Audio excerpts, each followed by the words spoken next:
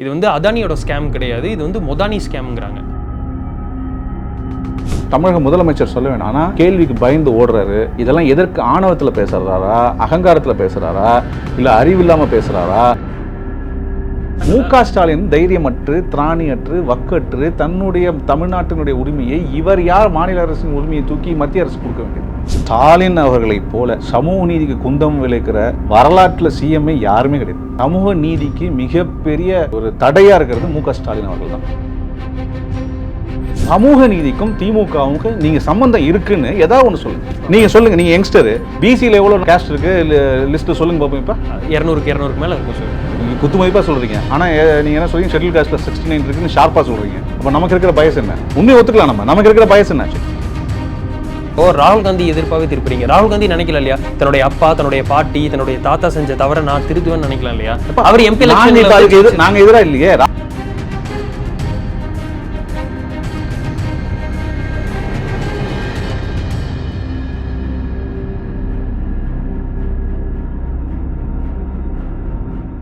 பேசு தமிழா பேச நேயர்களுக்கு வணக்கம். இன்றைய சிறப்பு விருந்தினர் பாட்டாளி மக்கள் கட்சியின் செய்தி தொடர்பாளர் மற்றும் வழக்கறிஞர் திரு வினோபா பூபதி அவர்கள். சார் வணக்கம். சார் வணக்கம். எப்படி இருக்கீங்க சார்? ரொம்ப நல்லா. நீங்க நல்லா இருக்கீங்களா? நல்லா இருக்கு சார்.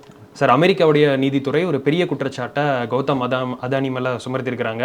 இது வந்து ஒரு பொலிட்டிக்கலாகவே இது வந்து ஒரு பெரிய இஷ்யூவாக பார்க்கப்படுது. ராகுல் காந்தி என்ன சொல்லியிருக்கிறாருன்னா, ஆப்போசிஷன்லாம் வந்து ஒரு சின்ன தவறு பண்ணாலே வந்து சிபிஐ வந்துடுது, இடி வந்துடுது, இன்கம் டேக்ஸ் டிபார்ட்மெண்ட்லாம் வந்துடுது. பட் வந்து மோடி ப்ரொடெக்ட் பண்ணுறாரு. இது வந்து அதானியோட ஸ்கேம் கிடையாது, இது வந்து மொதானி ஸ்கேம்ங்கிறாங்க. என்ன நினைக்கிறீங்க அதை பற்றி? இல்லை, இப்போ இந்த scam at any cost has to be challenge. நம்ம அதை வந்து அன்கொஷனபிளாக நம்ம சேலஞ்ச் பண்ணணும் ஃபார் டெமோக்ராட்டிக் பார்ட். பாட்டாளி மக்கள் கட்சியை பொறுத்த வரைக்கும் தமிழ்நாட்டில் முதல்ல இது சம்மந்தமாக அறிக்கை விட்டது மருத்துவர் ஐயா அவர்கள் தான். அது எந்த அளவுக்கு அப்படின்னா, எதனால் மருத்துவர் ஐயா வந்து அந்த விஷயத்தை பற்றி பேசினாங்க அப்படின்னா, தமிழ்நாடுன்ற வார்த்தை வந்து அந்த இண்டெக்ட்மெண்ட் ரிப்போர்ட்டில் 5 times வருது. அந்த யுனைடெட் ஸ்டேட்ஸ் ஆஃப் அமெரிக்காவில் ஈஸ்டர்ன் டிஸ்ட்ரிக்டில் இருக்கிற நியூயார்க் கோர்ட்டில் ஒரு இண்டெக்ட்மெண்ட் ரிப்போர்ட்டை ப்ரெசென்ட் பண்ணியிருக்காங்க. அதில் 5 முறை தமிழ்நாடுன்ற பேர் வருது. அதில் டான்ஜெட்கோ அப்படின்ற அந்த தமிழ்நாடு மின்துறை நிறுவனத்தினுடைய பேர் வருது. குற்றச்சாட்டு என்னென்னா, தமிழ்நாடு மாதிரி மற்ற மாநிலங்கள்லையும் இருக்கிற பவர் கார்ப்பரேஷனுக்கு லஞ்சம் கொடுக்கப்பட்டது அதானி நிறுவனம் அப்படின்றதான் குற்றச்சாட்டு. எதுக்காக அப்படின்னா, இந்திய அரசினுடைய solar energy corporation of India அப்படின்ற ஒரு துறை மூலயமாக ஒரு அக்ரிமெண்ட் சைன் பண்ணப்படுது ஸ்டேட் எனர்ஜி கார்ப்பரேஷன்ஸ். என்ன அக்ரிமெண்ட்னா, சோலார் எனர்ஜி பர்ச்சேஸ் பண்ணணும், அவங்க செல் பண்ணுவாங்க, சப்ளை பண்ணுவாங்க, இவங்க பர்ச்சேஸ் பண்ணணும். Power supply agreement, power purchase agreement, இதுதான் அவங்க சைன் பண்ணணும். தமிழ்நாட்டில் இதுக்கு யாரோ லஞ்சம் வாங்கியிருக்காங்க. யாருன்னா கவர்மெண்ட் அஃபீஷியல்ஸ்னு சொல்கிறாங்க. அது யாருன்னா மின்துறையில் இருக்கிறவங்க, முதலமைச்சர்லேருந்து மின்சாரத்துறை அமைச்சர்லேருந்து மின்சாரத்துறை அந்த டான்ஜெட்கோ வரைக்கும் நம்ம அதை வந்து விளக்கம் கொடுக்கணும் சார். ஆனால் இதற்கு என்ன சொல்கிறாங்கன்னா, இப்போ அமைச்சர் செந்தில் பாலாஜி சொல்கிறாரு, எங்களுக்கும் கௌதம் அதானி நிறுவனத்துக்கும் டைரக்ட் லிங்க் கிடையாது, எங்களுக்கெல்லாம் லிங்கே கிடையாது. இது எல்லாருக்குமே தெரிஞ்சது தானே. இது எல்லாருக்குமே திருப்பி யாருமே கேள்வி கேட்குறவங்க யாரும் தமிழக அரசும் அல்லது மின்துறை நிறுவனம், தமிழக அரசின் மின்துறை நிறுவனம் அதானி கூட ஏதாவது நீங்கள் அக்ரிமெண்ட் போட்டிங்களான்னு கேட்கல. சோலார் எனர்ஜி கார்ப்பரேஷன் ஆஃப் இந்தியான்ற ஒரு நிறுவனத்துக்கு கூட செப்டம்பர் மாதம் 2021 16ஆம் நாள் ஒரு அக்ரிமெண்ட் சைன் பண்ணது சோலார் எனர்ஜி கார்ப்பரேஷன் ஆஃப் இந்தியாவே ஒரு ட்வீட் போட்டிருக்காங்க. ஆமாம் சார். அப்போ அதில் என்னென்னா, எஸ்இசிஐக்கும் டான்ஜெட்கோக்கும் அக்ரிமெண்ட். எஸ்இசிஐ சப்ளை பண்ணுவாங்க சோலார் எனர்ஜி, இவங்க பர்ச்சேஸ் பண்ணுவாங்க. ஓகேங்களா? இங்கே பிரச்சனை என்னென்னா, டெண்டர் விட்டு பர்ச்சேஸ் பண்ணாங்கன்னு வச்சுக்கோங்களேன், மற்றவங்க நிறைய பேர் கொடுக்கலாம், நிறைய பேர் சீப்பாக கூட வாங்கலாம். இது காஸ்ட்லியாக இருந்தாலும் நீங்கள் இதில் வாங்குங்கன்னு சொல்லி யாரோ லஞ்சம் கொடுத்துருக்குறது. அது யாருன்னா அதானி. அதுதான் இப்போ வந்து யூஎஸ் கோர்ட்ல எஸ்இசிஐங்கிறது வந்து ஒரு சென்ட்ரல் கவர்மெண்ட் கீழே தான் வருது, இந்த சோலார் எனர்ஜி கார்ப்பரேஷன் லிமிடெட். அப்போ மத்திய அரசு ஊழியர்களுக்கு தானே சார் லஞ்சம் கொடுத்துருக்க முடியும்? மத்திய அரசு ஊழியர்கள் மூலமாகவோ அல்லது அதானி அவர்கள் நேராகவோ, ஆனால் அந்த இண்டெக்ட்மெண்ட் ரிப்போர்ட்டில் அதானி அவர்களுடைய கம்பெனி கொடுத்துருக்கிறதா சொல்கிறாங்க. எஸ்இசிஐ கொடுத்ததா அந்த இண்டெக்ட்மெண்ட் ரிப்போர்ட்டில் இல்லை, அதானியாவுடைய கம்பெனி கொடுத்ததா சொல்கிறாங்க. இதுதான் அங்கே சாகர் அதானி அப்படின்ற ஒரு அதானியுடைய சொந்தக்காரர், அவருடைய செல்ஃபோனில், ஸ்ப்ரெட்ஷீட்ஸில், வாட்ஸ்அப் டீட்டெயில்ஸில் நிறைய இடத்துல எவ்வளோ கொடுத்தாங்க, யார் கொடுத்தாங்க, எவ்வளோ கரண்ட்டுக்காக, எவ்வளோ பவருக்காக கொடுத்தாங்கன்ற டீட்டெயில்ஸ்லாம் அவங்க வச்சுருக்காங்க. அதுதான் அவங்க சப்மிட்டும் பண்ணியிருக்காங்க சார். அதுதான் சார். இந்த அதை அவங்க என்ன சொல்கிறாங்கன்னா, யூஎஸ் பிரைபரி ஸ்கீம் அப்படின்றாங்க. என்னென்னா, அதானி வந்து யூஎஸில் மணி ஜென்ரேட் பண்ணுறாரு பப்ளிக்டேருந்து. ஓகேங்களா?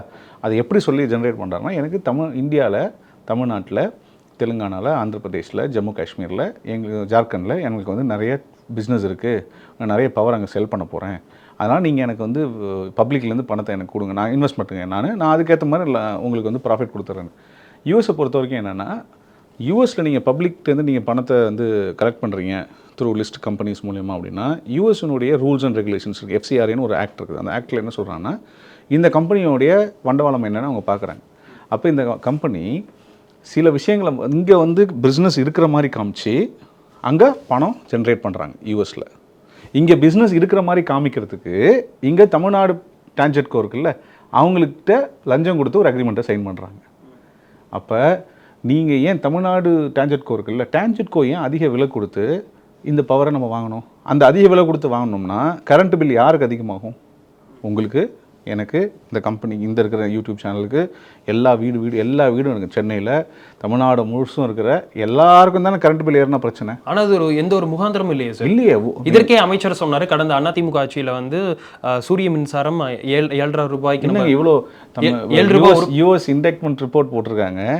அதை வந்து இன்றைக்கி பேப்பர்லலாம் பப்ளிஷ் பண்ணியிருக்காங்க. யூஎஸ் இண்டெக்ட்மெண்ட் ரிப்போர்ட்டில் வந்து டான்ஜெட்கோ கூட எஸ்சிசிஐ அக்ரிமெண்ட் சைன் பண்ணியிருக்கு. அதை எடுத்து நம்ம பார்த்தா செப்டம்பர் மாதம் 2021 சைன் பண்ணியிருக்காங்க.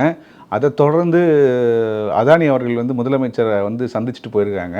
இது எல்லாமே இது நியூஸ் பேப்பரில் ஏஎன்ஏல வந்தது, அதுக்கப்புறம் செய்தித்தாள்களில் வந்தது.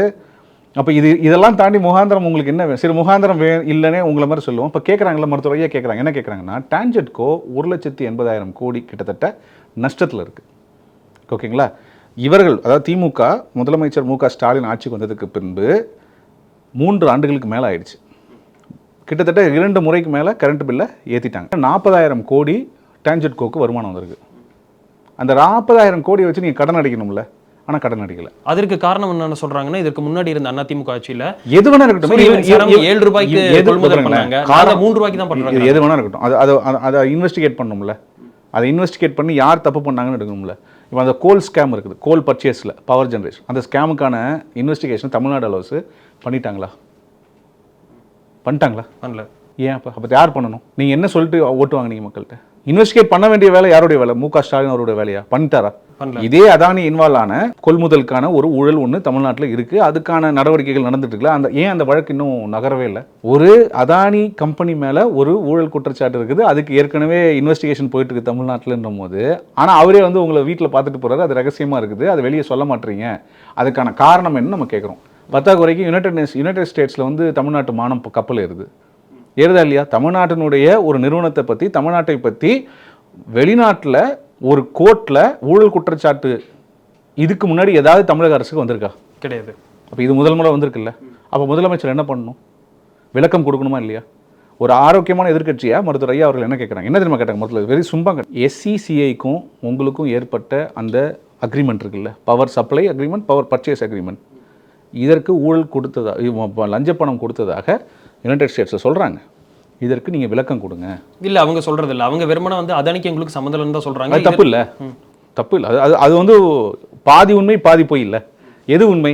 அதானிக்கும் தமிழ்நாடு அரசுக்கும் அக்ரிமெண்ட் எது வரைக்கும் சைன் பண்ணல. ஆனால் அதானி வந்து எஸ்சிசிஐ மூலியமாக தமிழ்நாடு கவர்மெண்ட்டை சைன் பண்ணியிருக்காங்களா இல்லையா?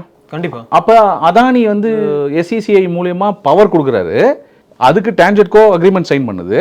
எப்படி சைன் பண்றாங்கன்னா, லஞ்சம் வாங்கிட்டு சைன் பண்றாங்கன்றது தான். யார்கிட்ட வாங்கிட்டு? அதானிட்ட வாங்கிட்டு தான் குற்றச்சாட்டு. சார், அது என்ன இஷ்யூவா மாறுதுன்னா சார், எஸ்சிசிஐக்கும் ஃபர்ஸ்ட் அதானிக்கும் லிங்க் எப்படி இருக்கு? சரி, நீங்களே கண்டுபிடிச்சு. இதற்கு காரணம் வந்து பிரைம் மினிஸ்டர் நான் என்ன கேக்குறேன், இதற்கு ஏன் டாக்டர் ராமதாஸ் இந்த குற்றச்சாட்டு மோடி மேல வைக்கிறாங்க? ராகுல் காந்தி என்ன சொன்னாரு? நீங்க அங்க அரெஸ்ட் வாரண்ட் கொடுத்துருக்காங்க யுனைடெட் ஸ்டேட்ஸ்ல, அதானி மேல நீங்க அரெஸ்ட் பண்ணுங்க, அதை இன்வெஸ்டிகேட் பண்ணுங்கன்னு சொல்றாரு.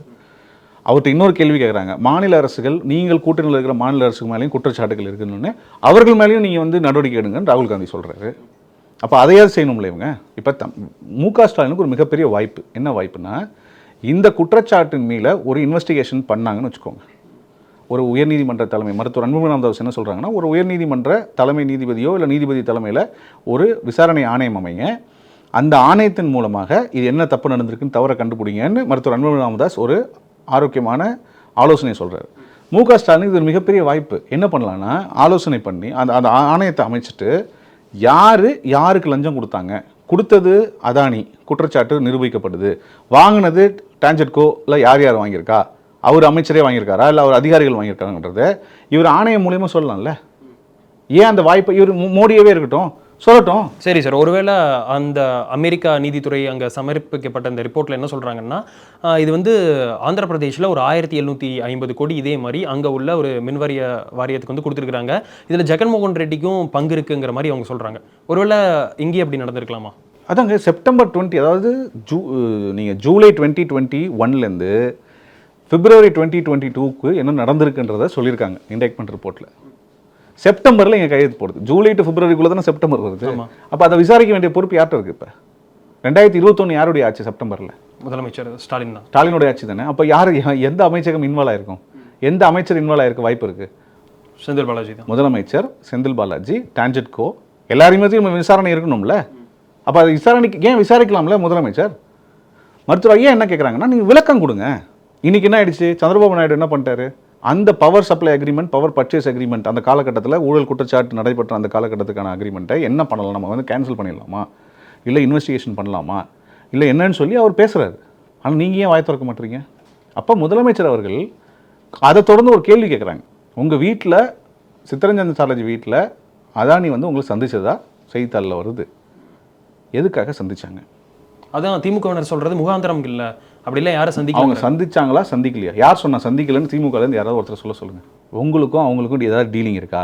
இந்த யுனைடெட் ஸ்டேட்ஸ் சொல்கிற பிரைபிங் ஸ்கீமில் நீங்களும் இன்வால்வ்டாக இருந்தால் யாரெல்லாம் இன்வால்வ்டு, எவ்வளோ அமௌண்ட் இன்வால்வ்டு, இதை பற்றிலாம் இன்வெஸ்டிகேட் பண்ணுமா இல்லையா? கண்டிப்பாக சார், எல்லாமே பண்ணும். ஆனால் திமுகவினர் வைக்கிற குற்றச்சாட்டு பாமகவை நோக்கி என்ன இருக்குன்னா, நீங்கள் எதையே பேசிகிட்டு இருக்கீங்க, ஆனால் வந்து இன்றைக்கி அதானி இவ்வளோ பெரிய ஆளானதுக்கு காரணமே வந்து பிரைம் மினிஸ்டர் மோடி தான். குஜராத்தில் அவர் 10 வருஷத்துக்கு முன்னாடி காங்கிரஸ் ஆட்சி காலத்திலலாம் அவர் எப்படி இருந்திருக்கிறாரு, இன்றைக்கி வேர்ல்டு லெவலில் வந்து நம்பர் 1 பணக்காரராக அவர் உயர்ற அளவுக்கு இன்றைக்கி இவ்வளோ தூரம் வந்திருக்காருன்னா அதுக்கு காரணமே வந்து மோடி தாங்கிறாங்க. சரி, அது விட்டுருவோம். நாம் கேட்குறது டான்ஜெட்கோ ஊழல் நிறுவனமா இல்லையா, லஞ்சம் வாங்கினாங்களா இல்லையா? டான்ஜெட்கோ அதிகாரிகள், தமிழக அரசு அதிகாரிகள், தமிழக அமைச்சர்கள் யாராவது லஞ்சம் வாங்கினாங்களா இல்லையா இந்த அக்ரிமெண்ட்டுக்குன்னு தான் கொஷின். அதானி எப்படி பணக்காரரான்றதை நம்ம அப்புறம் பேசிக்கலாம். இப்போ இருக்கிற பிரச்சனை என்ன? உங்கள்கிட்ட கேட்குற கேள்வி, முதலமைச்சரை நோக்கி கேட்ட கேள்வி என்ன? ஊடகவியலர் கேட்குறாங்க, உங்கள் வீட்டில் சந்திச்சதா சொல்கிறாங்களே, உண்மையான்னு கேட்டால் இல்லைன்னு சொல்லணும், இல்லை இருக்குன்னு சொல்லணும். அதை சொல்லாமல் கேள்வி கேட்குறவங்களுக்கு வேறு வேலை இல்லை அப்படின்னு சொல்கிறது ஜனநாயகத்தன்மையானதா? ஒரு பொறுப்புணர்வு உள்ள ஒரு முதலமைச்சர் செய்கிற வேலையாது? இல்லை பண்புள்ள ஒரு முதலமைச்சர் மாண்பு மிக்க முதலமைச்சர்னு சொல்கிறோம், அப்படி தான் சொல்கிறோம். அந்த மாண்பு அது சரி, தெரியாமல் சொல்லிட்டீங்க, அதுக்கப்புறம் சரி பண்ணணும்ல. இந்த மாதிரி நான் வாய் தவறி சொல்லிட்டேன், என்ன கேட்டாங்கன்னு தெரியாமல் சொல்லிட்டேன், ஒரு பதட்டத்தை சொல்லிட்டேன், நான் இப்போ வந்து அதை திருத்திக்கிறேன்னு மாற்றலாம்ல. அப்போ எதுவுமே இப்போ நீங்கள் தப்பே பண்ணுறது இல்லையா? அப்போ முதலமைச்சர் என்ன மனநிலையில் இருக்கார்? சாதாரண பொதுமக்களோ இல்லை ஊடகவியலாளரோ இல்லை எதிர்க்கட்சி தலைவர்களோ ஒரு மிக முக்கியமான ஊழல் குற்றச்சாட்டை சுட்டிக்காட்டி ஒரு விளக்கம் கேட்டால் விளக்கம் கொடுக்க வேண்டிய கடமையும் பொறுப்பும் முதலமைச்சருக்கு உண்டு. அதுலேருந்து அவர் தவறுறாருன்னா, அப்போ அவர் பதட்டம் அடைகிறாருன்னா, அவர் கோபம் அடைகிறாருன்னா, அப்போ ஏதோ ஒரு விஷயம் இருக்குன்னு அர்த்தம்ல. ஒருவேளை திமுக தெரியாமல் கூட இருந்திருக்கலாம்ல சார், நம்ம டேரெக்டாக SEC 8 வாங்கிக்கலாம்னு கூட நினச்சிருப்பாங்க இல்லையா? அப்போ திமுக தெரியாமல், முதலமைச்சருக்கு தெரியாமல் ஒரு அக்ரிமெண்ட் நடக்குது, ஒரு இது நடக்குதுன்னா அப்போ அவங்க வீட்டுக்கு போக வேண்டியதான் அந்த அமைச்சகம். அது வந்து அரசு. திமுகவுக்கு தெரியாமல் எனக்கு புரியல, நீங்கள் எது திமுகவுக்கு தெரியாமல் இருக்குன்னு நினைக்கிறீங்க? இந்த அதானி தான் அதுக்கு SECIக்கும் லிங்க் இருக்குன்னே தெரியாமல் இருந்திருக்கலாம். எப்படி? எனக்கு புரியவே இல்லை. அந்த அளவுக்கு தான் திமுக அரசு இங்கே தமிழ்நாட்டில் இருக்கா? ஓகே, அப்படி தெரிஞ்சிருந்தாலுமே சார் அதானிக்கும் SECIக்கும் தானே இருக்குது, நம்ம SECI இருந்து தானே கொள்முதல் பண்ணுறோம் அப்படின்னு நினச்சிருக்கலாம் இல்லையா? சரி, அப்போ உங்களுக்கு எது சீப்பஸ்ட்டுன்னு பார்க்கணும்ல.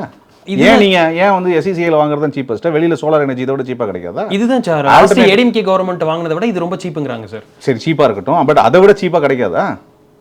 உங்கள் யார்ஸ்டிக் எப்படி இருக்கணுமே? அந்த சமகாலத்தில் இருக்கிற டெண்டர் தானே இருக்கணும். ஸோ இப்போ பிரச்சனை என்னன்றதை நம்ம சொல்லணும். இன்றைக்கி இந்த அக்ரிமெண்ட்டு, அதாவது இந்த பிரச்சனைக்குரிய அக்ரிமெண்ட்டை ஆந்திர பிரதேஷுடைய அரசாங்கம், சந்திரபாபு நாயுடு அவர்கள் ரத்து பண்ணுறதாக ஒரு செய்திகள் வெளியாகுது. தமிழ்நாடு அரசு என்ன பண்ண போகுது? இந்த கேள்வி வந்துருச்சு. ஏன்னா இதை ரத்து பண்ணலன்னா இந்த காசு, இந்த ப்ரெஷர் இருக்குல்ல, இந்த பேர்டன், அந்த டான்ஜெட்கோவில் இருக்கிற அந்த கடன் இருக்குல்ல, அது யார் தலையில் விழியும்? அது இன்னும் இன்க்ரீஸ் பண்ணுவாங்க. சாமானிய மக்கள் மேலே கரண்ட் பில்லை திணிப்பாங்க. நான் சொல்கிறது புரியுதுங்களா? அப்போ ஏன் இதை நம்ம மருத்துவரையாக கேட்குறாருன்னா, சாமானிய மக்கள் மேலே இந்த டான்ஜெட்கோ 3 முறை வந்து கரண்ட் பில்லை ஏற்றியும் இவங்க இன்னும் கடன் அடைக்கலை. யார்? டான்ஜெட்கோ 1,80,000 கோடி இருக்குது. இந்த 3 வருஷத்தில் 40,000 கோடி வந்தும் இன்னமும் கடனில் தான் இருக்குது டான்ஜெட்கோ. அப்போ நீங்கள் இந்த மாதிரியான ஒரு ஊழல் அல்லது லஞ்சம் வாங்கிக்கிட்டு இந்த மாதிரியான அக்ரிமெண்ட்டு சைன் பண்ணும்போது அப்படி ஒரு குற்றச்சாட்டு இருக்குது. அப்போ அதை விளக்க வேண்டிய பொறுப்பு யார்கிட்ட இருக்குது? தமிழக முதலமைச்சருக்கு இருக்குது. இதை வந்து நம்ம சொன்னோம்னா இவங்களுக்கு வந்து சுட்டி காட்டினா ஒரு எதிர்க்கட்சி யாராக இருக்கட்டும், இன்றைக்கி இருக்கிற அங்கீகரிக்கப்பட்ட எதிர்க்கட்சி தலைவர் எடப்பாடி பழனிசாமி அவர் இருக்கார், அவர் சொன்னாலும் அவர் பதில் சொல்லி ஆகணும். ஏன்னா இவர் முதலமைச்சர் அவர்கள் இதுக்கு முன்னாடி என்னவா இருந்தார்? எதிர்க்கட்சி தலைவர். அப்போ என்ன பண்ணார்? நிதமும் அறிக்கவில்லையா? போராட்டங்கள் நடத்தலையா? நடத்தினாரா இல்லையா? அப்போல்லாம் வந்து கேட்டாங்க அரசியல் பண்ணாதீங்கன்னு சொன்னால் நான் அரசியல் பண்ணாமல் அவியலா பண்ணுவேன்னு கேட்டாரா இல்லையா? இப்போ இன்றைக்கி என்ன பண்ணுறாரு இவர்? சரி சார், நீங்களுமே இன்னும் டாக்டர் ராமதாஸ் அவர்கள் இன்னொரு அறிக்கை கூட வெளியிடலாம் இல்லையா? இவ்வளோ தூரம் வந்து பின்னாடி அதானி பின்னாடி இவ்வளோ தூரம் ஸ்கேம்ஸ் எல்லாம் இவ்வளோ பண்ணியிருக்காருன்னு வருது, இவரை கைது பண்ணுங்கன்னு சொல்லிட்டு பிரைம் மினிஸ்டர் மோடி இவரை கைது பண்ணுங்கன்னு சொல்லலாம் இல்லையா? நம்ம ஃபஸ்ட்டு விளக்கம் கேட்கட்டுமே. தமிழக அரசு என்ன விளக்கம் சொல்லுதுன்னு பார்ப்போமே. டான்ஜெட்கோ நம்ம தமிழக மாநிலத்தில் இந்த பிரச்சனை நடக்குது. டான்ஜெட்கோ, மின்சாரத்துறை, முதலமைச்சர் இவங்க என்ன விளக்கம் கொடுக்கட்டுமே? நம்ம விளக்கம் தானே கேட்குறோம். ஒரு வெள்ளை அறிக்கை கொடுக்கக்கூடாதா? சொல்லட்டும். செப்டம்பர் மாதம் 2021 16வது நாள் நாங்கள் கையெழுத்திட்ட அந்த அந்த அந்த அக்ரிமெண்ட்டில் எந்த ஊழலும் நடைபெறவில்லை, லஞ்சம் யாரும் வாங்கவில்லைன்னு இவங்க கொடுக்கட்டும், சொல்லுங்க. இல்லை, அது தெரியறதுக்கு முன்னாடி நீங்கள் ஏன் சார் டிஎம்கே அக்யூஸ் பண்ணுறீங்க? எங்க தெரியறதுக்கு முன்னாடி ஊழியர்கள் நம்ம என்ன கேட்குறோம்? உங்களுக்கு தான் இண்டெக்ட்மெண்ட் ரிப்போர்ட்டில் பேர் இருக்குல்ல. பேராகிராஃப் 21 டான்ஜெட்கோ இருக்குது, 20 இருக்குது, 51 தமிழ்நாடு பேர் இருக்குது. தமிழ்நாடு எனர்ஜி கார்பரேஷன்ஸ் என்னென்னு சொல்கிறாங்க, பிரைபரி ஸ்கீமில் யார் இன்வால்வ்டுன்னு சொல்கிறாங்க. ஒருவேளை மின்வாரிய ஊழியர்களே வந்து வாங்கியிருப்பாங்களோ? சூப்பர். மின்வாரிய ஊழியர் வாங்கினாலும் அது விளக்கம் கொடுக்க வேண்டிய பொறுப்பு யாருது? அது ஸ்டாலின் தான். அப்போ ஏன் அதை சொல்ல மாட்டாரு? தெரியல சார், வாய் திறக்க மாட்டேங்க. பியூரோக்ரஸியில் 2 உண்டு. கலெக்டிவ் ரெஸ்பான்சிபிலிட்டின்னு ஒன்று உண்டு. யாருக்கு? அமைச்சர்களுக்கு உண்டு. நீங்கள் அதிகாரிகள் பண்ணால் கூட அமைச்சர் மேலே என்ன வரும்? அவங்க மேலே தான் வருது இல்லை? அப்போ நீங்கள் அதை பற்றி என்ன பண்ணுவீங்க? அப்போ இதெல்லாம் நீங்கள் பார்க்கணும்ல. நீங்கள் அப்போ நீங்கள் ஒரு விஷயத்தை புரிஞ்சுக்கணும். அப்போ ஊழியர்கள் பண்ணாங்களா, இல்லை அரசு அதிகாரிகள் பண்ணாங்களா, இல்லை அமைச்சரே பண்ணாங்களான்றத விளக்கத்தை தமிழக முதலமைச்சர் சொல்ல வேணும். ஆனால் கேள்விக்கு பயந்து ஓடுறாரு, பதட்டமாகி எதோ பேசுகிறாரு, கேட்குறவங்க மேலே அவங்கள வந்து சிறுமைப்படுத்தி பேசுகிறாரு. இதெல்லாம் எதற்கு? ஆணவத்தில் பேசுகிறாரா, அகங்காரத்தில் பேசுகிறாரா, இல்லை அறிவில்லாமல் பேசுகிறாரா? புரியுது? அதான் நான் சொன்னேன், இது கண்டனத்துக்குரியது. அவர் உடனடியாக மன்னிப்பு கேட்கணும். அவர் சொன்ன அந்த விளக்கம் வந்து போதுமானதில்லை. இது வந்து ஊழல் குற்றச்சாட்டு. இந்த குற்றச்சாட்டுக்கு விளக்கம் கொடுக்க வேண்டிய பொறுப்பு தமிழக அரசுக்கு உண்டு, முதலமைச்சருக்கு உண்டு. அதான் எங்களுடைய நிலைப்பாடு. சார், இன்னொரு விஷயம் வந்து செல்வ பெருந்தகை சொல்லியிருக்கிறார். ஹிண்டன்பர்க் ரிப்போர்ட் வந்து கொஞ்சம் நாளைக்கு முன்னாடி வந்ததில்லை, அதுக்கு டாக்டர் ராமதாஸ் அவர்களும் சரி, அன்புமணி ராமதாஸ் அவர்களும் சரி, அவங்க எதுவுமே பேசல. இப்போ மட்டும் ஏன் வந்து பேசுறீங்கிறாரு? ஹிண்டன்பர்க்குக்கும் டான்ஜெட்கோ ஏதாவது இன்வால்வ்டா? தமிழ்நாட்டுக்கு இன்வால்வ் இல்லை. அவ்வளோதான், சிம்பிள். புரியுதுங்களா உங்களுக்கு? ஹிண்டன்பர்க்ன்றது ஒரு தனியார் அமைப்பு. யுனைடெட் ஸ்டேட்ஸில் இருக்கிற நியூயார்க்கில் இருக்கிற ஒரு ஈஸ்டர்ன் டிஸ்ட்ரிக்ட் கோர்ட்டுன்றது அது என்ன? அதுக்கு இருக்கிற கிரெடிபிலிட்டி என்ன? ஹிண்டன்பர்க் ரிப்போர்ட்டுக்கு கிரெடிபிலிட்டி என்ன? நான் ஹிண்டன்பர்க் ரிப்போர்ட்டர் கிரெடிபிலிட்டியை கொஸ்டின் பண்ணல. பட் ஆனால் இந்த ரெண்டுல எது கிரெடிபிலிட்டி அதிகம்? ஜுடிஷியரிக்கு தான் இருக்கும். ஜுடிஷியரிக்கு இருக்குது. ஹிண்டன்பர்க் ரிப்போர்ட்டில் டான்ஜெட்கோ இருக்கா? இல்லை. தமிழ்நாடு இருக்கா? இல்லை. முதலமைச்சர் அதில் ஏதாவது ரெஸ்பான்சிபிலிட்டி இல்லையா? வேற இந்த இண்டெக்ட்மெண்ட் ரிப்போர்ட்டில் டான்ஜெட்கோ பேர் இருக்கு. செல்வ பெருந்தகைக்கு இது புரியணும். செல்வ பெருந்தகைக்கு என்ன புரியலன்னா, தன்னுடைய தலைவர் ராகுல் காந்தி ஒன்று பேசுகிறாரு, அவர் ஒரு அதானி அரெஸ்ட் பண்ணணும்னு பேசுகிறாரு, மாநில அரசு எந்த அரசாக இருந்தாலும் கார்பரேஷனாக இருந்தாலும் அவங்க மேலே நடவடிக்கை எடுக்கணுன்றாரு. ஆனால் செல்வ பெருந்தகை தமிழ்நாட்டினுடைய திமுகவினுடைய கிளை அமைப்பு செயலாளராக உட்காந்துக்கிட்டு, காங்கிரஸ் கட்சி மாதிரி இல்லை அவர், காங்கிரஸ் கட்சி தொண்டர்கள், காங்கிரஸ் கட்சி நிறைய நிர்வாகிகள், தலைவர்கள்லாம் இதுக்கு வந்து ராகுல் காந்தி சொன்னது கரெக்டுன்றாங்க.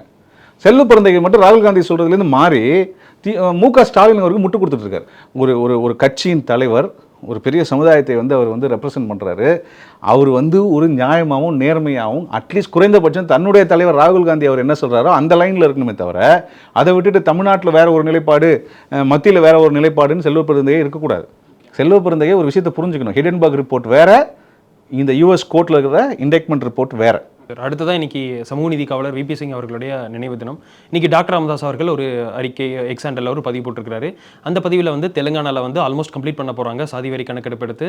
இன்னும் வந்து தமிழ்நாட்டில் ஏன் சாதிவாரி கணக்கெடுப்பு எடுக்கல அப்படிங்கிறத மீண்டும் சொல்லியிருக்காங்க. இன்னைக்கு வெறும் ரொம்ப முக்கியமான நாள், சமூக நீதி காவலர் விபி சிங்கினுடைய நினைவு நாள். ஓகேங்களா? ஏன்னா ஓபிசி மக்களுக்கு ஒரு விடிவு காலம் இந்திய அளவில் வந்ததுக்கு முக்கிய காரணம் திரு விபி சிங் அவர்கள். விபி சிங் அவர்கள் வந்து மருத்துவர் ஐயா அவர்களுக்கு ஒரு நெருங்கிய நண்பராக இருந்தார். மருத்துவர் ஐயாவும் திரு விபி சிங் அவர்களும் இந்திய அளவிலும் தமிழ்நாட்டு அளவிலும் பல போராட்டங்களை ஒன்றா நடத்தியிருக்காங்க. குறிப்பாக மருத்துவர் ஐயாவினுடைய பங்கு இந்த ஓபிசி ரிசர்வேஷன் வர்றதுக்கு மருத்துவர் ஐயா, திரு ஆணைமுத்து ஐயா, பீகாரில் இருந்த திரு ராம்விலாஸ் பாஸ்வான், திரு விபி சிங் அவர்கள்லாம் பல தடவை சந்தித்து இந்த விஷயத்தை பேசி இந்தியாவில் 1949 47 ரிசர்வேஷன் நம்பர் 51 வந்துன்னு வச்சுக்கோங்களேன். 1951லேருந்து 1993 வரைக்கும் ஓபிசிக்குன்னு ஒரு ரிசர்வேஷன் யூனியன் லெவலில் இல்லை. அதை கொண்டு வந்தது அட்லீஸ்ட் வேலைக்கு, அதாவது அரசு துறை பணிகளுக்கு ஓபிசி மக்களுக்கான இடஒதுக்கீட்டை உறுதி செய்தவர். பல போராட்டங்கள் நடந்தது. அதை உறுதி செய்து அதை வந்து காத்ததுக்கு, சமூக நீதியை நிலைநாட்டியதற்கு விபி சிங் அவர்களுக்கு நம்ம வந்து கடமைப்பட்டிருக்கிறோம். இந்திய நாளில் ஒரு விஷயத்தை நம்ம வந்து ஞாபகப்படுத்துகிறார் மருத்துவர். என்ன ஞாபகப்படுத்துகிறாருன்னா, விபி சிங் நினைவு நாளில் வந்து சமூக நீதிக்காக நம்ம வந்து அதை வந்து அனுசரிக்கணும். சமூக நீதி தமிழ்நாட்டில் அநீதி தான் நடக்குது, நீதி நிலைநாட்டப்படவில்லை. ஏன் அப்படின்னா, இன்னும் இடஒதுக்கீடு எல்லா சமுதாயங்களுக்கும் அவருடைய பின்தங்கிய நிலை, அவருடைய கல்வி நிலையை பொறுத்து இன்னும் எல்லாருக்கும் எல்லா வாய்ப்பும் கிடைக்கல. அப்போ நம்ம என்ன பண்ணோம்னா, சாதிவாரி மக்கள் தொகை கணக்கு எடுக்கணும். அதுதான் மருத்துவர் ஐயாவுடைய கோரிக்கை. இதை நிறைய பேருக்கு என்ன புரியல அப்படின்னா, சாதிவாரி மக்கள் தொகை கணக்கு எடுப்பு என்பது ஏதோ மத்திய அரசாங்கம் தான் செய்ய வேண்டும் என திரு மு.க. ஸ்டாலின் அவர்களே பொய் சொல்கிறாங்க. சட்டமன்றத்திலே இந்த பொய்யை சொல்லிட்டு வர்றார் திருப்பி. மு.க. ஸ்டாலின் என்ன பண்ணுறாருன்னா, இது எனக்கு தெரியாது, மாநில அரசு எடுக்க முடியாது, மத்திய அரசு தான் எடுக்குன்றாங்க. அதற்கு பின்பு தான் மருத்துவர் அன்புமணி ராமதாஸ் ஒரு விஷயத்தை சுட்டி காட்டினார். பீகார் அந்த மாநிலத்தில் நிதிஷ்குமார் அவர்கள் கணக்கு எடுத்திருக்காங்க. கர்நாடகாவில் ஏற்கனவே அந்த மாதிரி ஒரு கணக்கு எடுத்திருக்காங்க. பீகார் மாநிலம் ஸ்டாட்டிஸ்டிக்கல் ஆக்ட் ஆஃப் இந்தியா 2008 அப்படின்னு ஒரு சட்டம் பார்லிமெண்ட்டில் இருக்குது. பார்லிமெண்ட்டால் இயற்றப்பட்ட ஒரு சட்டம் இருக்குது. அந்த சட்டம் demographic data, environmental data, social data, economic data, என்ன வகையான டேட்டாவாக இருந்தாலும் any level of government can enumerate. அப்படின்னு என்ன அர்த்தம்? Union government, state government or even a local government can எனுமரேட்டுன்றாங்க. அப்போ டெமோகிராஃபிக் டேட்டானா என்ன? எந்த சமுதாயம், எவ்வளோ பேர் இருக்காங்க, ஆண் எவ்வளோ, பெண் எவ்வளோ, அவங்களுடைய வயது விஷயங்கள், 16 பிலோ 16 எவ்வளோ இருக்காங்க, 30 to 40 எவ்வளோ இருக்காங்க, 20 to 30 எவ்வளோ, எல்லா கேட்டகரியும் அவங்க எடுக்கலாம். இது அந்த சட்டம் மாநில அரசுக்கு அந்த உரிமையை கொடுத்திருக்கிறது. சார், ஒருவேளை அவர் நினைக்கிறாரோ, இப்போ பீகாரில் வந்து கேஸ் சர்வே எடுத்தாங்க, 550 கோடி ரூபாய் வந்து அவங்களுக்கு செலவாயிருக்கு அவங்க எக்ஸிக்யூட்டிவ்லேருந்து. ஒருவேளை முதலமைச்சர் நினைக்கல இல்லையா, நம்ம 500 கோடி எதுக்கு செலவு பண்ணோம்? 500 கோடி செலவு பண்ணி நீங்கள் வந்து கேஸ்ட் சர்வே எடுத்து ரிசர்வேஷன் கொடுக்கறதுனால வர்ற பெனிஃபிட் எவ்வளோ? அது அதிகம் தான். எவ்வளோ? அது 5 லட்சம் கோடி கூட இருக்கும் சார். அப்போ எது காஸ்ட் பெனிஃபிட் அனாலிசிஸில் எது ரொம்ப முக்கியம்? 5 லட்சம் கோடி. அந்த அப்போ இது எவ்வளோ? இது எவ்வளோ? 500 கோடி. ஒன்றுமே கிடையாதுல்ல. அப்போ இது ஒரு காரணமாக சொல்லலாமா? சோஷியல் ஜஸ்டிஸை நீங்கள் ஃபினான்ஷியல் டேர்ம்ஸில் நீங்கள் மெஷர் பண்ண முடியுமா? அப்போ கேள்வி என்னென்னா, நிதிஷ்குமாருக்கு இருக்கிற அந்த தைரியம், நிதிஷ்குமாருக்கு இருக்கிற அந்த அக்கறை, நிதிஷ்குமார் தன்னுடைய மாநில உரிமையை காப்பாற்ற வேண்டும் என்கிற அந்த கடமை உணர்ச்சி ஏன் மு.க. ஸ்டாலினுக்கு இல்லை? மு.க. ஸ்டாலின் தைரியமற்று, திராணியற்று, வக்கற்று தன்னுடைய தமிழ்நாட்டினுடைய உரிமையை, இவர் யார் மாநில அரசின் உரிமையை தூக்கி மத்திய அரசு கொடுக்க வேண்டியது? அதை விட கொடுமை என்னன்னா, இந்த உண்மை அறியும் குழுன்னு ஒரு குழு நடத்திக்கிட்டு இருக்காங்க தமிழக அரசில். வெட்டி அதுக்கு 30 லட்சம் செலவாகுது. அந்த அந்த அந்த அந்த குழு நிறைய போய் சொல்லிட்டு உட்காந்துருக்கு. அந்த குழு முழுக்க திமுகவினுடைய ஐடி விங்காக செலவு செயல்பட்டு இருக்காங்க. ஏற்கனவே இந்த மாதிரியான ஃபேக்ட் செக்கிங் குழு வந்து அரசியலமைப்பு சட்டத்துக்கு புறம்பானதுன்னு ஒரு தீர்ப்பே வந்துருச்சு. உயர்நீதிமன்ற தீர்ப்பு வந்து பாம்பேயில். இன்னமும் இது ஒரு அரசியலமைப்பு அன்கான்ஸ்டிடியூஷனல் ஃபேக்ட் செக்கிங் யூனிட் வந்து தமிழ்நாட்டில் இருக்குது. இவங்க உட்காந்துக்கிட்டு இவர்கள் வந்து திமுகவுக்கு முட்டு கொடுத்துட்டு இருக்காங்க. வெக்க பண்ணும், வேதனை பண்ணும் அந்த அந்த குழுவில் இருக்கிறவங்கெல்லாம். புரியுதுங்களா? இப்போ ஸ்டாட்டிஸ்டிக்கல் ஆக்ட் ஆஃப் 2008 உட்காந்து எந்த அதிகாரி வாசித்தாலும் தமிழகத்திற்கு, தமிழக சட்டமன்றத்திற்கு சாதிவாரி மக்கள் தொகை கணக்கெடுக்கின்ற அதிகாரம் இருக்கு என்பதை யார் வேணாலும் சொல்லிடுவாங்க. கண்டிப்பாக சார். சார், ஒருவேளை இப்போ கர்நாடகாவில் சாதிவாரி கணக்கெடுப்பு எடுத்துட்டு அந்த டேட்டா இன்னும் வெளியே விடாமல் இருக்காங்க. அதற்கு காரணம் என்னன்னா, டி.கே. சிவகுமார் வந்து தான் ஒரு ஒக்கலிகானால அந்த சாதிவாரி கணக்கெடுப்பில் எஸ்சியாக இருக்கட்டும், இஸ்லாம் பாப்புலேஷன்லாம் வந்து ரொம்ப அதிகமாக இருக்குது, ஒக்கலிகாஸ்க்கும் லிங்காயத்துக்கும் ரொம்ப குறைவான பாப்புலேஷனாக இருக்குது, அதனால இவ்வளோ நாள் வந்து நம்ம கிடைச்சிக்கிட்டு இருந்த பெனிஃபிட்ஸ் வந்து இல்லாமல் போயிடும் அப்படிங்கிறதுக்காக டி.கே. சிவகுமார் தான் அங்கே கர்நாடகாவுடைய டெபுட்டி சிஎம் தடுக்கிறதா சொல்கிறாங்க. ஒருவேளை முதலமைச்சர் ஸ்டாலினுக்கு இங்கே அந்த மாதிரி எதுனா ஒரு ப்ரெஷர் இருக்குமா? கண்டிப்பாக இருக்குமே. ஏன் இருக்காது? அவருடைய சமுதாயமே ரொம்ப கம்மியாக இருக்குது, எண்ணிக்கை அளவில் குறைவாக இருக்குது, அது வெளியே தெரிஞ்சிரும்ன்ற பயமாக கூட இருக்கலாம். அங்கேயாவது பரவாயில்ல, எடுத்துட்டாங்க. இங்கே நீங்கள் எடுக்காமையே தடுக்கிறீங்களே. ஸ்டாலின் அவர்களைப் போல சமூக நீதிக்கு குந்தம் விளைக்கிற வரலாற்றில் சிஎம்ஏ யாருமே கிடையாது. சமூக நீதிக்கு மிகப்பெரிய ஒரு ஒரு ஒரு ஒரு ஒரு தடையாக இருக்கிறது மு.க. ஸ்டாலின் அவர்கள் தான். இந்த நிலை கருணாநிதி அவர்கள் இருக்கிற போது இருந்தால் அவர் இன்னும் எடுத்திருப்பார். மு.க. ஸ்டாலின் சமூக நீதிக்கு நேர் எதிராக செயல்படுகிறார். இதில் வந்து மாற்றுக்கிறதே கிடையாது. தன்னை பேக் பண்ற கம்யூனிட்டிஸ் வந்து சாதிவாரி கணக்கெடுப்பை எடுத்துட்டா பாதிக்கும்னு நினைக்கிறாரோ? அது அப்படி பண்ணணுமா? அப்படி பண்ணால் அது அழகா? அது முதலமைச்சருக்கு அழகா? ஆனா அதை பாதுகாத்து அரசியல் சட்டத்தில் அரசியலமைப்பு சட்டத்தில் இருக்குது, அதிகாரம் இருக்குது மாநில அரசுக்கு. அந்த அதிகாரத்தை பயன்படுத்தி எல்லா சமுதாயங்களுக்கும் அவர்களுடைய மக்கள் தொகைக்கேற்ப விகிதாச்சார அடிப்படையில் கல்வியிலும் வேலைவாய்ப்பிலும் இடஒதுக்கீடு கொடுப்பதை தடுத்தாங்களா யாராவது? கருணாநிதி யாராவது தடுத்தாங்களா? ஸ்டாலின் யாராவது தடுத்தாங்களா? ஆனால் இவர்கள் என்ன சொல்லிக்கிறாங்க, நாங்கள் சமூக நீதி கொள்கை உடையவர்கள். உண்மையை சொல்லணும்னா இந்த திராவிட மாடல் ஆட்சிக்கு ஸ்டாலின் அவருக்கு திமுகவுக்கும் சமூக நீதிக்கும் எந்த விதமான சம்மந்தமும் இல்லை. இன்றைக்கி இருக்கிற இளைஞர்கள் அதை புரிஞ்சுக்கிறாங்க. ஏன் புரிஞ்சுக்கிறாங்கன்னா, இன்றைக்கி இருக்கிற இளைஞர்கள் எல்லாத்தையும் படிக்கிறாங்க. இன்றைக்கி சாதாரணமாக ஒரு இளைஞர் கேட்பார்ல, ஒரு இளைஞர் கேட்பாங்கல்ல, தமிழ்நாட்டினுடைய அமைச்சரவையில் 2 பேர் இசைவேளாளர் சமுதாயத்தை சேர்ந்தவங்க இருக்காங்க, சரிங்களா? 23 பேர் வன்னியர் சமுதாயத்தை சேர்ந்தவங்க இருக்காங்க அமைச்சரவையில். இல்லை, நான் சொல்கிறது எம்எல்ஏஸில், எம்எல்ஏஸ் டிஎம்கே எம்எல்ஏஸில் 23 பேர் வன்னியர்கள் இருக்காங்க. 21 பேர் தாழ்த்தப்பட்ட சமுதாயத்தை சேர்ந்த மக்கள் இருக்காங்க, எம்எல்ஏஸ் இருக்காங்க. 2 இசைவேளாளர்கள் இருக்காங்க.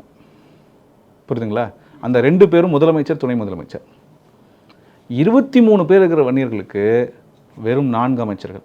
அந்த அமைச்சரும் என்ன அமைச்சர்கள் உங்களுக்கு தெரியும். 21 பேர் இருக்கிற தாழ்த்தப்பட்ட சமுதாய மக்களுடைய பிரதிநிதிகள் இருக்காங்க. ஆனால் அவர்களுக்கு கொடுக்குற அமைச்சர்கள் பதவி 4 பேர். 44 எம்எல்ஏக்கள் கொண்ட வன்னியர் மற்றும் பறையர் சமுதாய மக்களுக்கு கொடுத்துருக்கிற அமைச்சர்கள் பதவி எவ்வளோ? 8 பேர். 2 பேர் இருக்காங்க இசைவேளாளர்கள். அவர்களுக்கு கொடுத்துருக்கிற அமைச்சரவையில் அந்த 2 எம்எல்ஏக்கள் என்னவா இருக்காங்க? அமைச்சர்களாக இருக்காங்க. என்ன அமைச்சராக இருக்காங்க?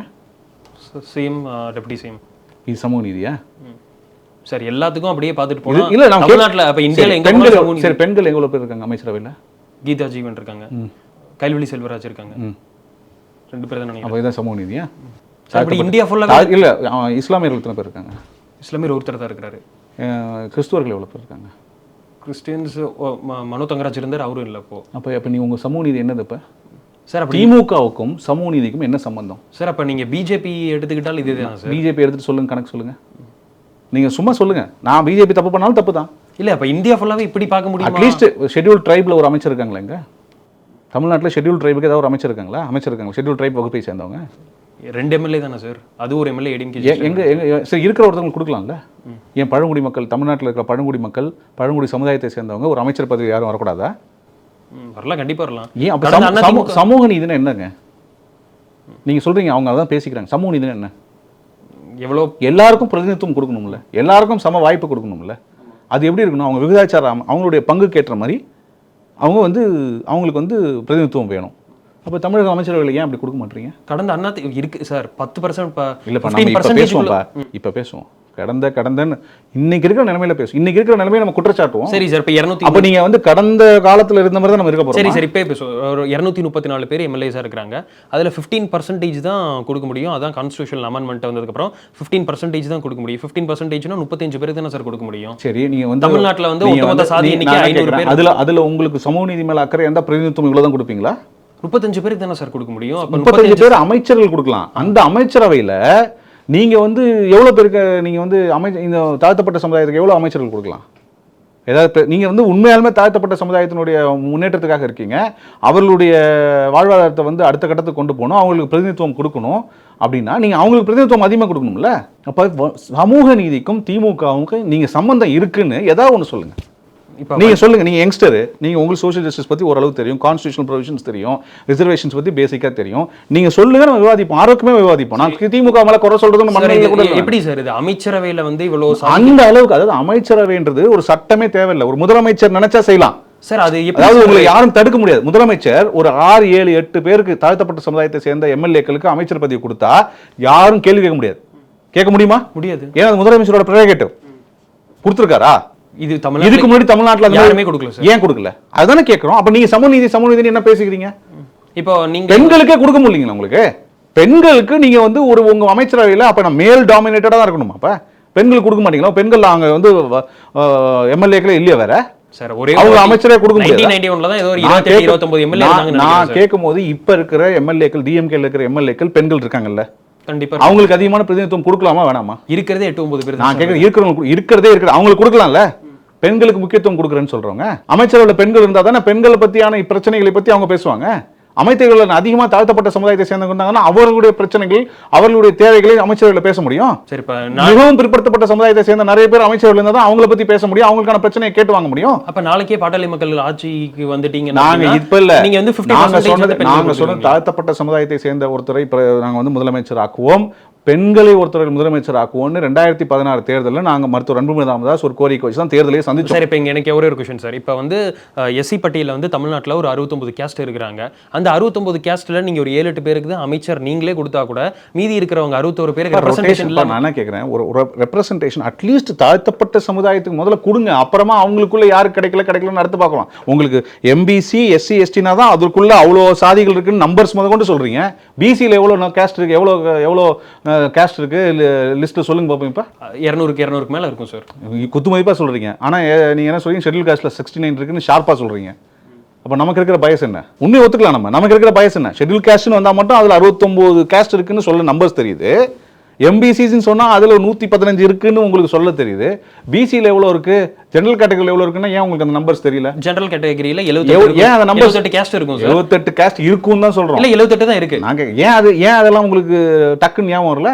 இது மட்டும் டக்குன்னு வருது இல்ல, ஏன்னா இவர்கள் கேட்கறாங்க கோரிக்கை. தாழ்த்தப்பட்ட சமுதாய மக்களும் மிகவும் பிற்படுத்தப்பட்ட மக்களும் எங்களுக்கு வந்து அரசு அமைச்சரவையில் நீங்கள் வந்து இடம் கொடுங்க, அரசு பணிகளில் இடம் கொடுங்க, போதுமான அளவு பிரதிநிதித்துவம் இல்லை அப்படின்னு நாங்கள் கேட்குறோம். கேட்குறவங்கள ஒன்று நீங்கள் நிறைய பேர் இருக்கீங்கன்னு சொல்லி எங்களுக்குள்ள சென்று முடிகிற வேலையை தான் நீங்கள் பார்க்குறீங்க. நீங்கன்றது ஒன்று நான் துர்காவை சொல்ல, அரசு பண்ணுது சார். அதே சார், இப்போ அதை வந்து பாஜக நோக்கி கேட்கலாம்ல சார். இப்போ ராகுல் காந்தியே கேட்டார், எங்க நான் 90% வந்து நான் என்ன கேட்குறேன், ராகுல் காந்தி கேட்டார், நியாயமாக ஒரு விஷயத்தை கேட்டார். என்ன கேட்டார்னா, இன்னைக்கு நீங்கள் வந்து சென்ட்ரல் செக்ரட்டரியில் இருக்கிற ஐஏஎஸ் ஆஃபீஸர்ஸ்லாம் எடுத்தால் 90% ஜெனரல் கேட்டகரியில் இருக்கிறவங்க தான் இருக்காங்கன்னு சொல்கிறாருல்ல, சரியா? இன்னைக்கு ஒரு சென்ட்ரல் செக்ரட்டரி இருக்கிற ஐஏஎஸ் ஆஃபீஸரோட ஏஜ் கேட்டகரி 50+ வச்சுப்போம் நம்ம, கரெக்டாக இல்லையா? இவர்கள் ரெக்ரூட் ஆகும்போது யாரோட ஆட்சி இருந்தது, யாருடைய ஆட்சி இருந்தது? அதான் சார், பழைய விபி சிங் அவர்களுடைய நினைவு நாள் நான் உங்களுக்கு ஞாபகப்படுத்துகிறேன். 1989 விபி சிங் அவர்கள் பாராளுமன்றத்தில் ஓபிசி மக்களுக்கு 27% இடஒதுக்கீட்டை கொண்டு வரணும், அரசு பணிகளில் கொண்டு வரணும்னு இன்ட்ரடியூஸ் பண்ணுறப்ப ராஜீவ் காந்தி, இன்னைக்கு இருக்கிற ராகுல் காந்தியோட அப்பா ஏஞ்சி don't open the can of வார்ம்ஸ்ன்னு பேசினவர். நீங்கள் இடஒதுக்கீட்டுக்கு 27% ஓபிசி கொடுக்காதீங்கன்னு பேசினவர் யாரு? நான் சொல்லி முடிச்சேன், ஏன்னா கேட்டதுனால சொல்கிறேன். பேசினது ராஜீவ் காந்தி சார். கண்டிப்பா சார். ஏன் பேசுறேன் நான் சொல்லிடுறேன். அன்னைக்கு 27% ஏன் கொடுக்குறோம், இன்னைக்கு இந்திய அளவில் 27% கொடுக்குறோம். அதுக்கும் தான் நாங்கள் பாட்டாளி மக்கள் கட்சி சொல்றாங்க. இன்னைக்கு மருத்துவர் ஐயா அவர்களும் மருத்துவர் அன்புமணி ராமதாஸ் அவர்களும் சமூக நீதி காவலர் விபி சிங் அவருடைய பிறந்த நாளுக்கு நினைவு நாளுக்கு இந்த ட்வீட் போட்டது என்ன சொல்லியிருக்காங்கன்னா, நாடு முழுவதும் சாதிவாரி மக்கள் தொகை கணக்கெடுக்க வேண்டும். ஏன்னா 15%, 7.5% எஸ்சி மற்றும் எஸ்டி மக்களுக்கு அனைத்து ஆல் இந்தியா லெவலில் ரிசர்வேஷன் அவங்க பாப்புலேஷன் ப்ரொபோர்ஷன் கிடைக்குது. ஓபிசி கிடைக்குதா? ஓபிசியுடைய மக்கள் தொகை கணக்கு இன்ன வரைக்கும் எடுக்கல. 1931 எடுத்தது அவங்கள பத்தி 52%. ஆனா ஓபிசி மக்களுக்கு ஆல் இந்தியா லெவலில் ரிசர்வேஷன் எவ்வளவு கிடைக்குது? 27%. அப்ப இது அநீதி கிடையாதா? இந்த அநீதி சார். இப்போ ராகுல் காந்தி எதிர்ப்பாவே திருப்புறீங்க. ராகுல் காந்தி நினைக்கல இல்லையா, தன்னுடைய அப்பா, தன்னுடைய பாட்டி, தன்னுடைய தாத்தா செஞ்ச தவிர நான் திருத்துவேன்னு நினைக்கலாம் இல்லையா? அவர் எம்பி நாங்க எதிரா இல்லையே. ராகுல் காந்தி சொல்றத கூட்டணியில் இருக்கிற ஸ்டாலின் கேட்க மாட்டாருன்னு தான் நாங்க சொல்றோம். ராகுல் காந்தி கட்சியை சேர்ந்த ரேவந்த் ரெட்டி தெலுங்கானால பண்றாரு, இந்தியா கூட்டணியில் இருக்கிற மு க ஸ்டாலின் இங்க பண்ண மாட்டேன்றாரு. அதான் சார், இப்ப ஆட்சியில் இருக்கிறவங்க பாஜக இருந்தாலும் சரி, திமுக இருந்தாலும் சரி, சமூக நீதிக்கு எதிராக இருந்தா என்னதான் அதுதான் நாங்க சொல்ல வரோம். நாங்க அது நீங்க திமுக நோக்கி திருப்புறீங்க. இன்னைக்கு தமிழ்நாட்டில் செய்ய வேண்டிய வேலையை ஆட்சியில் இருக்கிறது யாரு? திமுக தான். அவங்கள தானே நோக்கி கேட்க முடியும். உங்களுக்கு புரியுதா? உங்களுக்கு நான் தமிழ்நாட்டில் இப்ப நிறைய பேர் அரசு பணிகள்ல மாநில அரசு பணிக்கு நிறைய பேர் போறாங்களா, மத்திய அரசு பணிக்கு நிறைய பேர் போறாங்களா? மாநில அரசு பணிக்கு தான் சார். முதல்ல அதை சால்வ் பண்றதுக்கு பேசுவோம். நம்ம மத்தியில் வரக்கூடாதுன்னு நம்ம சொல்லலையே, நம்ம தேவைன்னு தானே கேட்கிறோம். பாட்டாளி மக்கள் கட்சியின் மருத்துவர் அன்புமணி ராமதாஸ் அவர்கள் தான் பாராளுமன்றத்தில் சென்ற ஆண்டு ஒரு கேள்வி கேட்கிறாரு. என்ன கேட்கிறாருன்னா, ஜங்கித் அபியான் கேஸ்னு ஒரு கேஸ் இருக்குது, சுப்ரீம் கோர்ட்டில் வந்தது. அந்த கேஸ் எதுக்கு அகைன்ஸ்டாக இருந்ததுன்னா, எக்கனாமிக்கலி வீக்கர் செக்ஷனுக்கு 10% இடஒதுக்கீடு கொடுக்கறது தவறுன்னு சொல்லி ஒரு கேஸ் வழக்கு போடுறாங்க. அந்த வழக்கில் என்ன சொல்கிறாங்கன்னா, 10% இடஒதுக்கீட்டை எக்கனாமிக்கலி வீக்கர் செக்ஷனுக்கு கொடுக்கறது தவறு இல்லை, ஐயோ அது 50% சீலிங் லிமிட்டை ப்ரீச் ஆகுதே அப்படின்னு கேட்குறாங்க. இல்லை ப்ரீச் ஆனாலும் எக்ஸப்ஷன் சர்க்கம்ஸ்டன்ஸில் பரவாயில்லன்றாங்க ஜுடிஷியரி.